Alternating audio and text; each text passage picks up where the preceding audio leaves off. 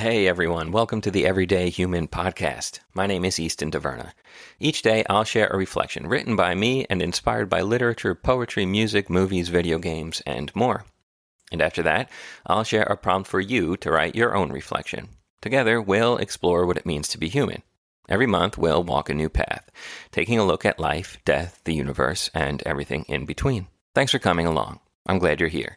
For more, visit eastontaverna.com or join me on Instagram at _everydayhuman.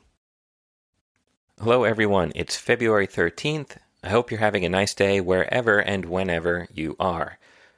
Today's reflection is titled, Can You Fix It? It was inspired by a quote from Derek Walcott's Nobel lecture, The Antilles, Fragments of Epic Memory. And Derek Walcott was a St. Lucian poet and playwright. He received the 1992 Nobel Prize in Literature, and he was known for bringing together Caribbean culture with English literary traditions, and he explored in his works things like the complexities of Caribbean life, the legacy of colonialism, his own identity as a sort of nomad between cultures, and the impact of slavery. I first came across his work in a class I took in undergrad, Caribbean American Connections in Literature, and then came across this Nobel lecture while researching quotes for this book. And this lecture explores Caribbean identity as a vibrant culture formed from the remnants of colonial history. And in it, he argues that the strength of the archipelago, the Antilles, would be in transforming fragmented pieces of its memories and histories into a new and whole version, rather than being this sort of imitation of European culture or civilization. And it's a wonderful read. You can find it on the Nobel website or probably just a quick search, and there are also printed copies available. Okay, on to the quote. Break a vase, and the love that reassembles the fragments is stronger than that love which took its symmetry for granted when it was whole. The glue that fits the pieces is the sealing of its original shape. And on to my reflection. Your job, your friends, your family, your loved ones, your home, your country, your culture, your life, your planet. All things that seem to be givens. Things we received after we just sort of sprout up out of the dirt of non-existence and into the air and sun of life. None of which we ever asked for in the first place either.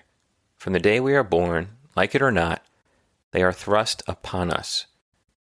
Some you can change or break, of course, by your own will.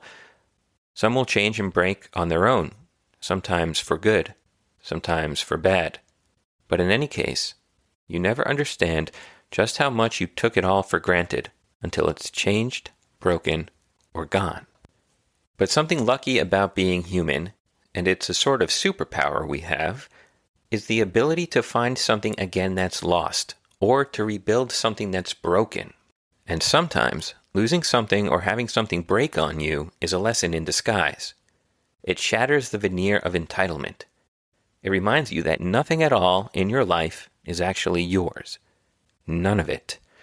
It can all be taken or broken in less than an instant.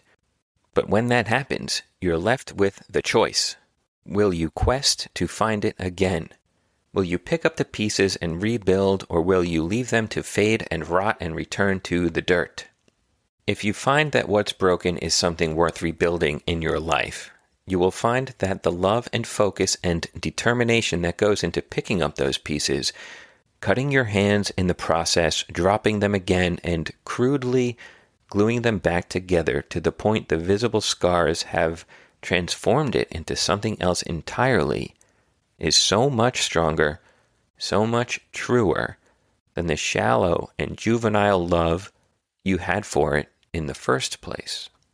So when you rebuild what's been broken, hold it firmly but gently in your hands. Cherish it, check on it, love it unconditionally. Your love will burn brighter now for what's been restored than it ever has, even when it was whole. And there ends today's reflection. So now it's time for your reflection question. And you can jot down your thoughts on this in your journal or on your napkin, or look out the window and consider the following. Ask yourself this: what in my life have I lost that I must find? What has been broken that I must rebuild?